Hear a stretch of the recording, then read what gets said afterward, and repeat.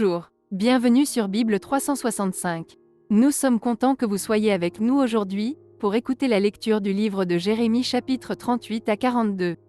Si vous êtes nouveau, s'il vous plaît abonnez-vous à la chaîne, aimez et partagez-la pour encourager quelqu'un d'autre à écouter la Bible cette année. Bonne écoute. Jérémie, chapitre 38. Shephatia, fils de Mathan, Guédalia, fils de Pashur, Jucal, fils de Shelemia, et Pashur, fils de Malkija, entendirent les paroles que Jérémie adressait à tout le peuple, en disant « Ainsi parle l'Éternel, celui qui restera dans cette ville mourra par l'épée, par la famine ou par la peste. Mais celui qui sortira pour se rendre aux Chaldéens aura la vie sauve, sa vie sera son butin, et il vivra. Ainsi parle l'Éternel, cette ville sera livrée à l'armée du roi de Babylone, qui la prendra. » Et les chefs dirent au roi, « Que cet homme soit mis à mort, car il décourage les hommes de guerre qui restent dans cette ville et tout le peuple en leur tenant de pareils discours. Cet homme ne cherche pas le bien de ce peuple, il ne veut que son malheur. » Le roi Sédécias répondit, « Voici, il est entre vos mains, car le roi ne peut rien contre vous. » Alors ils prirent Jérémie et le jetèrent dans la citerne de Malkija, fils du roi, laquelle se trouvait dans la cour de la prison. Ils descendirent Jérémie avec des cordes. Il n'y avait point d'eau dans la citerne, mais il y avait de la boue. Et Jérémie enfonça dans la boue. Ebed-Mélec, l'Éthiopien, eunuque qui était dans la maison du roi, apprit qu'on avait mis Jérémie dans la citerne. Le roi était assis à la porte de Benjamin. Ebed-Mélec sortit de la maison du roi et parla ainsi au roi. « Ô roi, mon seigneur, ces hommes ont mal agi en traitant de la sorte à Jérémie, le prophète, en le jetant dans la citerne. Il mourra de faim là où il est, car il n'y a plus de pain dans la ville. » Le roi donna cet ordre à Ebed-Mélec, l'Éthiopien.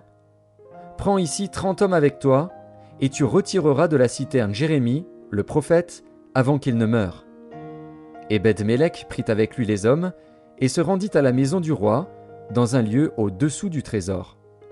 Il en sortit des lambeaux usés et de vieux haillons, et les descendit à Jérémie dans la citerne, avec des cordes. Ebed-Mélec, l'Éthiopien, dit à Jérémie, « Mets ces lambeaux usés et ces haillons sous tes aisselles, sous les cordes. » Et Jérémie fit ainsi. Ils tirèrent Jérémie avec les cordes, et le firent monter hors de la citerne. Jérémie resta dans la cour de la prison. Le roi Sédécias envoya chercher Jérémie, le prophète, et le fit venir auprès de lui dans la 3e entrée de la maison de l'Éternel. Et le roi dit à Jérémie, « J'ai une chose à te demander, ne me cache rien. » Jérémie répondit à Sédécias, « Si je te la dis, ne me feras-tu pas mourir? Et si je te donne un conseil, tu ne m'écouteras pas. » Le roi Sédécias jura secrètement à Jérémie, en disant, « L'Éternel est vivant, lui qui nous a donné la vie. Je ne te ferai pas mourir, et je ne te livrerai pas entre les mains de ces hommes qui en veulent à ta vie. » Jérémie dit alors à Sédécias, « Ainsi parle l'Éternel, le Dieu des armées, le Dieu d'Israël. Si tu vas te rendre au chef du roi de Babylone, tu auras la vie sauve, et cette ville ne sera pas brûlée par le feu. Tu vivras, toi et ta maison.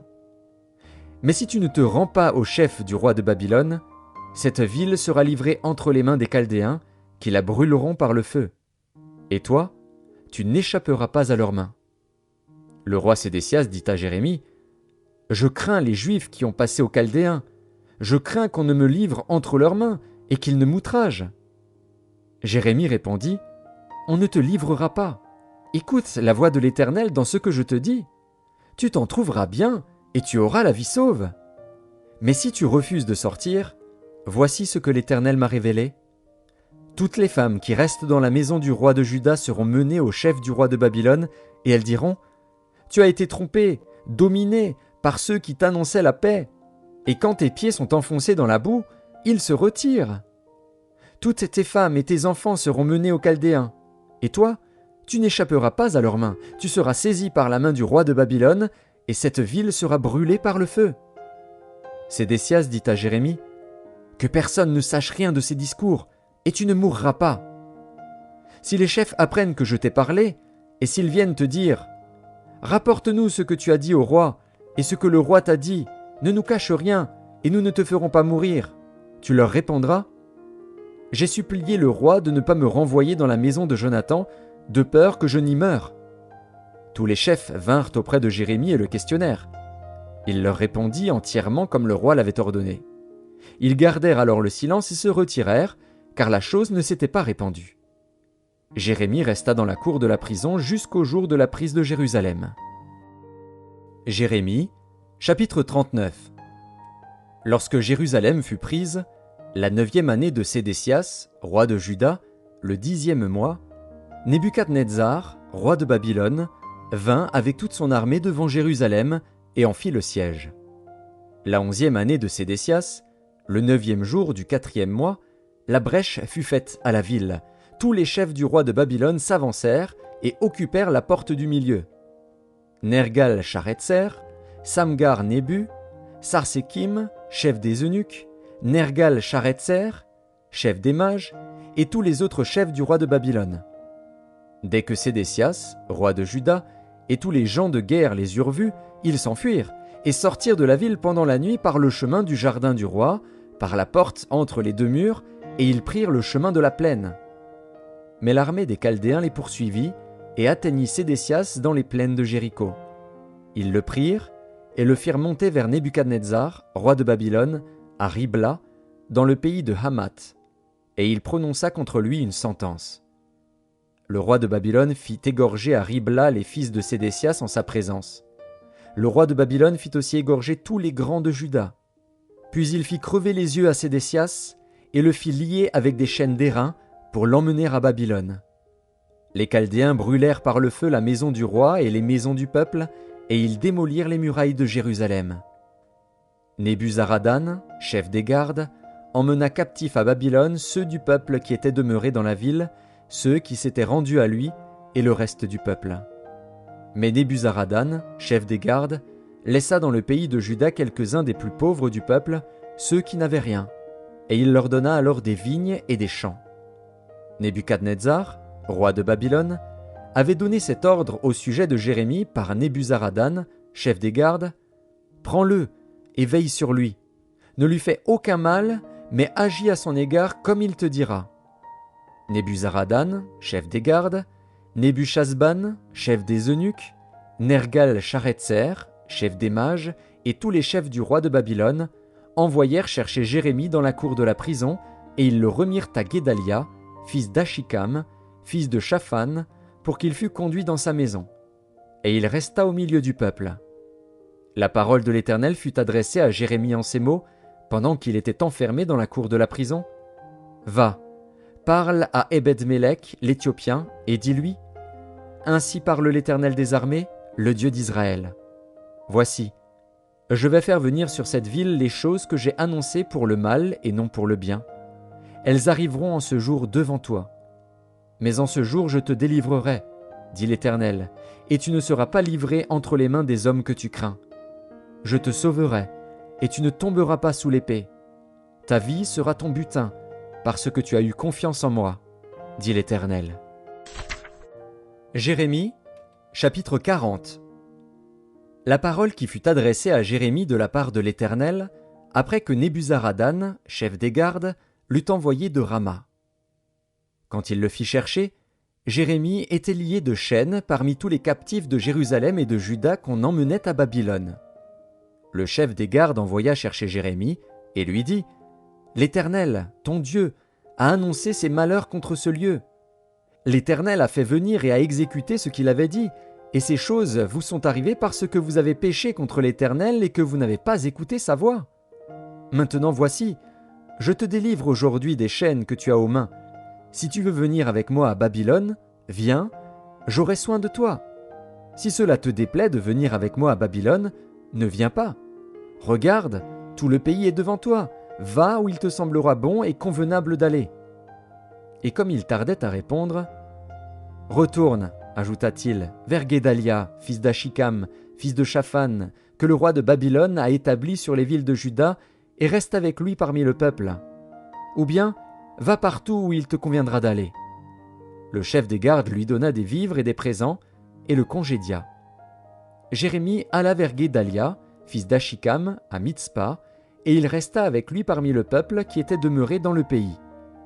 Lorsque tous les chefs des troupes qui étaient dans les campagnes eurent appris, eux et leurs hommes, que le roi de Babylone avait établi gouverneur du pays Guédalia, fils d'Achikam, et qu'il lui avait confié les hommes, les femmes, les enfants et ceux des pauvres du pays qu'on n'avait pas emmenés captifs à Babylone, ils se rendirent auprès de Guédalia à Mitzpa, savoir Ismaël, fils de Néthania, Jochanan et Jonathan, fils de Caréar, Séraja, fils de Tanumet, les fils d'Éphaï de Nétopha, et Jézania, fils du Maacatite, eux et leurs hommes.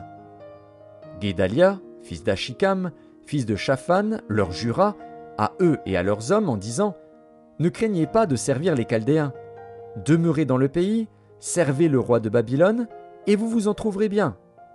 Voici, je reste à Mitzpa pour être présent devant les Chaldéens qui viendront vers nous.